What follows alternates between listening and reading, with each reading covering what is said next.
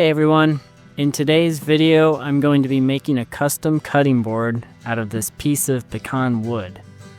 I also plan to add an inlay of the Three Sisters mountain range using this piece of walnut. And here's a picture of the Three Sisters design that I ripped off the internet. So first thing I did was clear off as much of the bark as possible using a chisel. This part was a bit messy. There was a lot of bark to remove, including this big knot right here. Next, I used the sandblaster to remove as much of the bulk as possible, especially focusing on cleaning out the knot hole and getting rid of all the leftover bark. For the media, I used a medium grit walnut shell, which worked really well because it can remove most of the bark but doesn't damage the wood. I paired it with this simple, cheap Harbor Freight sandblaster, which got the job done. After that, I grabbed my regular sander and worked on smoothing out both live edges and removing the last little bit of bark that the sandblaster couldn't remove. And I also removed the worm lines as well. Now, for those of you who have been following me and paying attention, I know it's been a while since my last video, and I apologize for that. I've had a lot of life going on lately. Recently, I made a big change in my life. I switched jobs after working at the same place for almost 7.5 years. It was a good move for me, as it gives me a better schedule and more flexibility. This will also help me with some personal things, but it also means I'll have more time to focus on woodworking, so I'm hoping to get more videos out on a more regular basis from here on out. Anywho, what you just saw me do was, once the bark was all cleared off, I used my drum sander to flatten the wood by placing it on some plywood using some shims. Then, here I'm cutting out a chunk of the walnut because I didn't need the whole piece of wood for the inlay, and I didn't want to book match it completely. I figured I might use the extra piece for another project down the road, and it turns out, though, I ended up using it for the lovely legs that I put on this thing later. Then I didn't record it because I'm not so smart, but I did flatten the walnut using the joiner and planer. After that, I applied spray adhesive to stick the Three Sisters image onto the wood. I sprayed it on both sides, letting it dry until it was tacky, then I stuck it on there like magic. To cut this out, I used the bandsaw. It was a slow process where I cut one side at a time, removing as many large chunks as I could. After that, I came back to fine-tune the edges and used the bandsaw blade to get as close to the line as possible.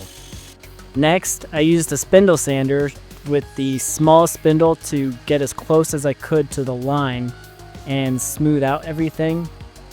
Once I finished that side, I went back to the bandsaw and cut out the other side, then rinse and repeat that process. The reason why I did one side at a time was so that I didn't have to work with such a delicate piece for both sides, just the last side, basically trying to reduce the chance of breaking it. After that, I clamped it in the vise and used a variety of micro chisels, files, and sandpaper to clean up the edges. I focused on refining the corners and making sure everything was sharp and crisp like a chip. This was a bit tricky because, as you can see, the material is pretty thick. Usually for an inlay project, you don't want it to be that thick, but given the sheer width of the inlay and all its thin spots, if I made it any thinner, it would have been way too delicate to work with. So it was a bit of a trade-off. I made it thicker to ensure it was stronger and reduce the chance of breaking it. Not that it would have been the end of the world as we know it, I just didn't want to take the chance. Of course, this makes it harder to keep it square and harder to fit it in the cavity perfectly with no gaps, hence the trade-off. I then used a double-sided tape to attach the inlay to the cutting board, just eyeballing where I wanted it to be. Once it was securely in place, I grabbed an X-Acto knife and carefully cut along the edges, tracing out the shape.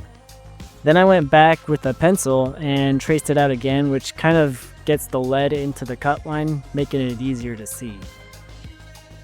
Using a Dremel, I carefully carved out the inlays, starting with the largest bit I could fit, then gradually switched to smaller bits to reach the tighter corners. For the sharper corners, I used a chisel to clean them up.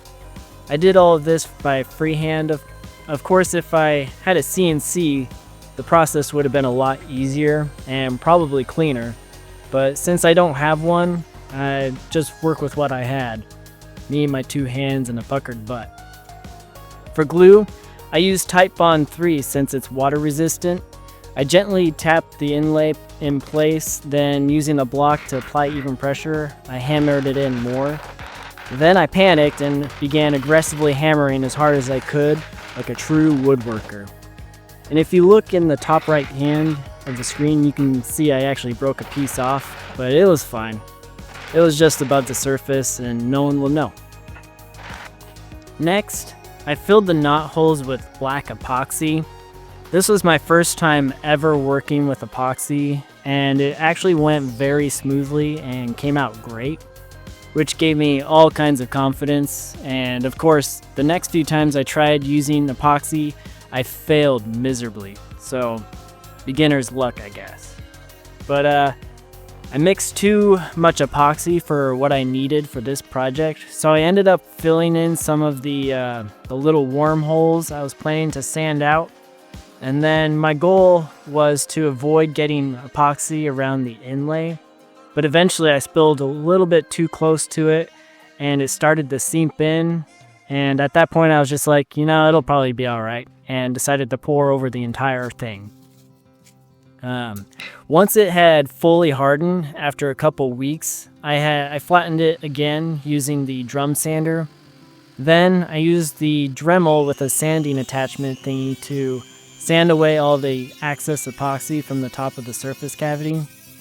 Now, I could have filled this enough to make it flat with the surface, but I chose not to do that because I thought it would have looked weird since it was on the edge and it was a live edge piece.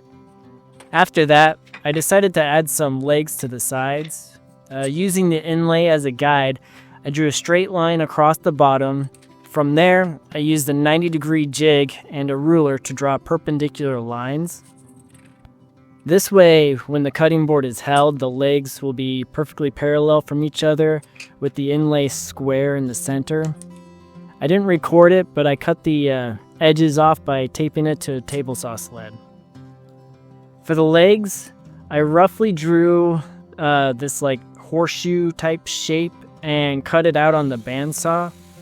I then glued them on in that rough shape with the idea that I would finalize the shape using the cutting board as itself as a guide. And again, I didn't record any of that because I'm not so smart.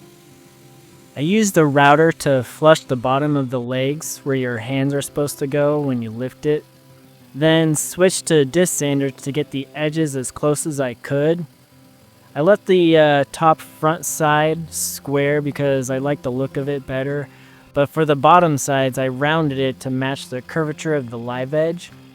Here I'm just sanding everything smooth.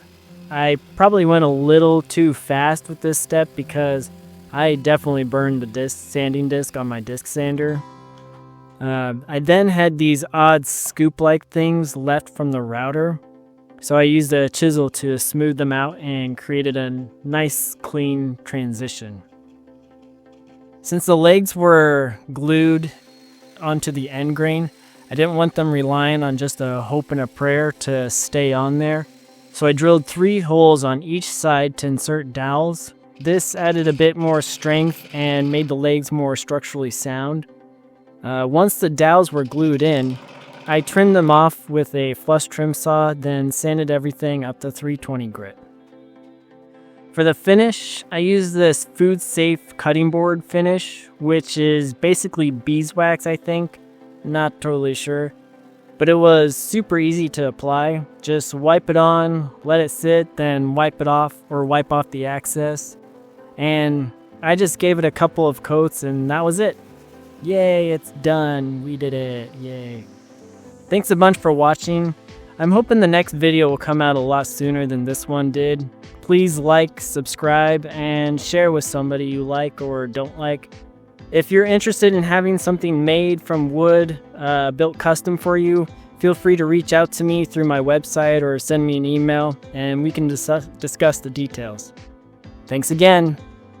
Okay, bye.